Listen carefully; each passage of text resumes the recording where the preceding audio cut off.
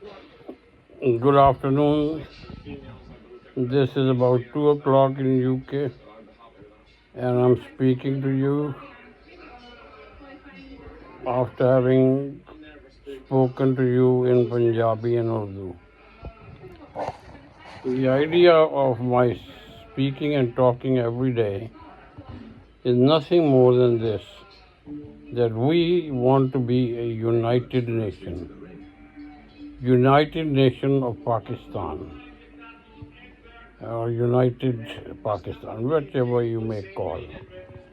But it is not that we say something bad to Imran Khan about him, or we should say something bad to Zardari Sahib, that is, somebody's going to catch him and somebody's going to get his neck in his hand and do whatever his hands can do. Or for that matter, catch the neck of Mr. Nawaz Sharif.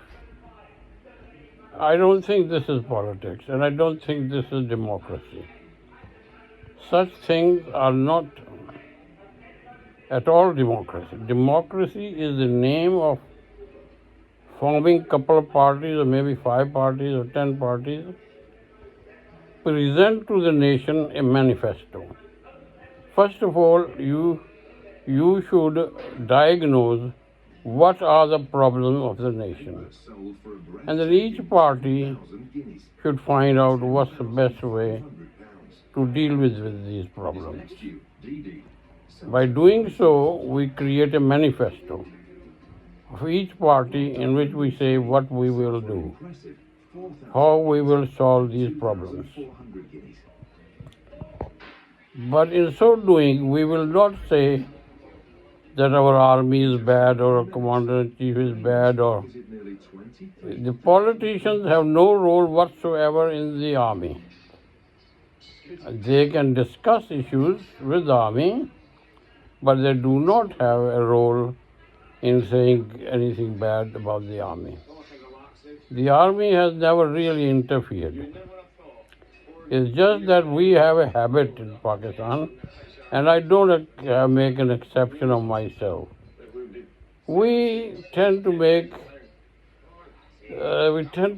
things as that whatever we say is right and whatever anybody else says is wrong. It's absolutely absurd. There cannot be any other way than a way of peacefulness within a nation.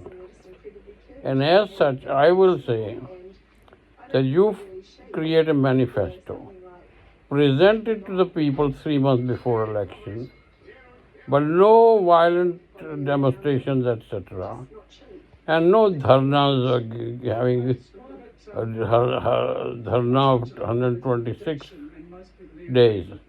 You know what is dharna? Dharna is to get people together, at least 50 to 100,000 or more, and then they do a type of a strike, and they block the roads. They put these trucks on the roads and this and that. And those people who are on the road, what they do is they throw things, they put things on fire, this and that. This dharna is not a good thing. We had a dharna of 126 things. And at that time, the president of China was coming to Pakistan. But our politicians did not have the sense that they should say, okay, we will not do it for 10 days while a head of a country is visiting Pakistan. But we didn't do that, and in the end, that trip was cancelled. It's not good. You know, I'm not saying that I am one who does not do mistake. Everybody does mistake. So if that dharna was called and then it went on for 126 days, the real fact is that nothing came out of that dharna. For those who do not understand, dharna is a Punjabi or Urdu word, is to have people in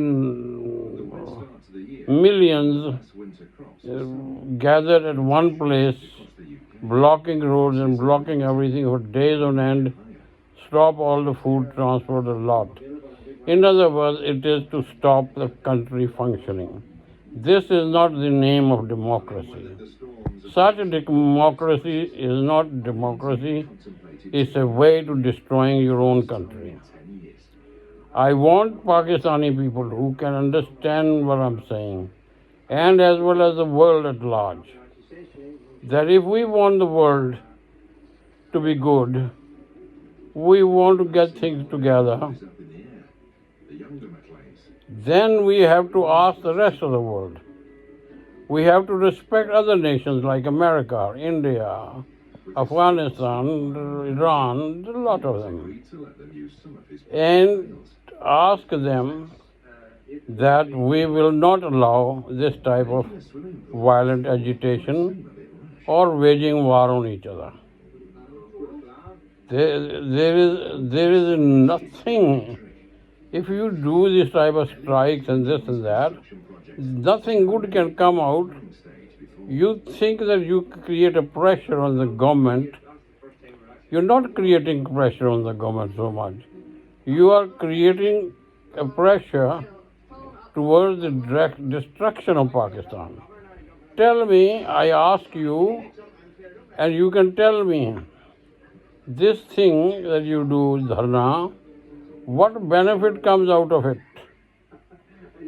The country is at a standstill, nothing happens, and the world at large loses complete confidence in Pakistan. They don't want to come and invest in Pakistan. They don't want to put industries in Pakistan because they do not feel safe. Their lives are not safe. They don't want to do nothing in Pakistan. Because if Pakistan is what it was some years back, then nobody will come. Doesn't matter what you show them or what you promise them. The fact is, people cannot be trusted unless they have shown in the past that they can actually keep to their word. So, unless and until Mr. Imran Khan and the rest of the politicians get together and say that we will at no time do violence, go against the people, call people to the roads, so then there is some hope. We have gone through last 4-5 years in a state of anarchy. I mean, if my words do not sound very nice to some people who do not like to hear the truth, then I'm sorry. I can only speak truth. And I wish you well. Imran Khan is very dear to me. Only I don't want him to do the things, the agitation of politics. You cannot do things. You cannot develop your country. You cannot put industries. You cannot do financial decisions. How can IMF trust Pakistan that it will give its loan back when every second day there is a procession and there is a killing and everything else? This is not possible. People who give you need loan for development and everything, they have to have trust in your ability to return those loans and make sure that you have the capacity to have good industry and good profits and everything else. Because anyone who gives you loan wants to know it can be paid back, whether it's IMF or anyone. And if you cannot show them, yes, this is what we did in the past, this is what we have done this year, and these are the sources from which we will pay what we are asking for. Obviously, if you do something sensible and explain everything, then obviously they will give you a loan or they will help you. But if you cannot explain your conduct, that you are fighting, you are quarreling, you are burning, you are what you call dharnas, and things like this. How can anyone who gives you loan or put industry in Pakistan will ever give you loan or ever invest in your country? You've got to understand it is you who will make your country. But it's not only you, you have got to make things better. It's no good just like a little child. India says, we are not going to do negotiation with Pakistan. And for months on end, they do not do negotiation. And in the end, after 3-4 years, there's a war, which spoils everything that you have improved. Have some sense, listen to me, and don't think it's too long. Even if it's too long, you listen to it. Because it's another way. For so long, for 70 years, we've been doing these things. We've been fighting with each other. We're saying bad things. We've lost all sense of mannerism. And then if somebody says these things, then people don't like them. How can I say to somebody it's a good thing? Come on the road, burn things, burn cars, and get hurt and get killed, or get government officers killed. None of them is good. So how can you call on people, come to the road, come to this? Why? This is not the way. For God's sake, do not insist on the fact that you are right and the rest of the world is wrong. Also, I say there is no reason why Pakistan should have anything against America, or for that matter, any European nation, or China, or Russia. Why? None of them should be done. So obviously, I will now finish it with a message. I feel like becoming a roving ambassador, maybe of United Nations or Pakistan, but I am a bit not sure because of my age. I'm 83 plus, and I think that a limited amount of help I can give, but I don't want to take a place where I should perform 100%, and I'm performing only 20-30% because I am old person. I would rather have a younger person, not too young because they tend to have very emotional feelings. So I would like them to come forward, mature people who do not just rush or suddenly attack on something. Like if you see some young people that get into a fight straight away, but 40-50-year-old people do not do this. So in view of this thing that they do, immediately box each other. This is not the way. We must understand, and I'm saying it loud enough for you, that we have got to be together in the world. And we have to, and I do not mind if America is saying do this, or for that matter Russia or China.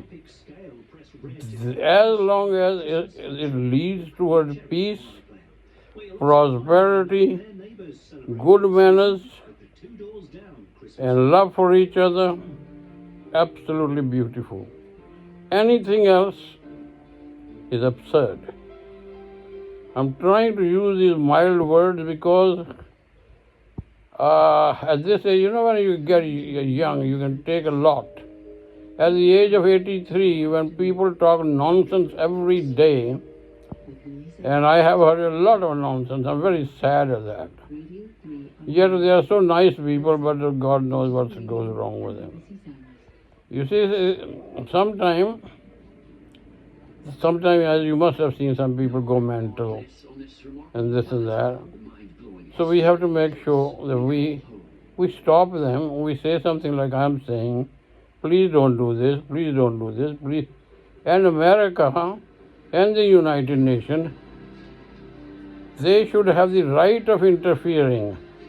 If something is going bad for Pakistan or India, like Donald Trump did, he stopped the war in the middle of the night. We in Pakistan are very grateful to him. But somebody who hasn't got a sense in his head might not appreciate it.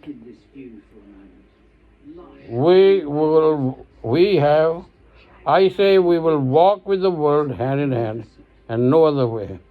And Pakistan, long live India, and long live the rest of the world. Never, never, ever create chaos and violence. You will get nothing out of it, and you will lose a lot of lives. Gaza is one example in front of you. Some few other countries where there was violence resulted in a lot of killing. So let's learn lessons from these things. And I am willing to help you at a very high level. I'm not going to help at a junior level, because the thing is this: if I talk at a lower level, by the time it reaches where the change is to be made, then it will be many months and something will happen. Anyway, I think it's best I leave it to you wise people, because I think something has to be done at the level of United Nations. They have to impose certain things in which each country is safe, each country is peaceful, and we make laws in which nobody can do violence or abuse each other or say anything bad to another country. Make Pakistan a beautiful place to visit. Let Pakistanis visit the rest of the world, and the rest of the world visits us. This is my prayer. But if I have said something according to the wisdom of those who think different, I'm very sorry. I have said all this because I love mankind. And if you are a true Muslim, you should know that God has said, the ones who love my people are the dearest to me. And so, let's be good. Let's respect each and every single religion. There is no reason to hate anyone. Otherwise, please stand in a courtroom and explain to me why you think hate is a good thing. Because I definitely think it is not good. And at each stage of my life till I die, I'll continue to work for the good of the whole world. God bless you all. I'll take this little time to thank Mr. Donald Trump for what he has done over the last year or more. He's performed very well. I congratulate him for his role. I will do everything to help him. And I will advise the Pakistanis not to think this nation is bad or that nation is bad. Remember, they are all God's people. So, Mr. Donald Trump, I would like you to carry on your good work as you have done. Some stupid people do not appreciate what you do, but then we don't have to worry about them. They do not understand what they have done. Millions of people died in Gaza, millions of people here, there, India, war, this. How can it be good? So I'm going to stop. Can I ask the politicians in the world to please work towards peace, prosperity, good manners, and peace? And then you will see that this world will be a beautiful place. God bless you all. Thank you very much. God bless. Thank you. Thank you. Thank you.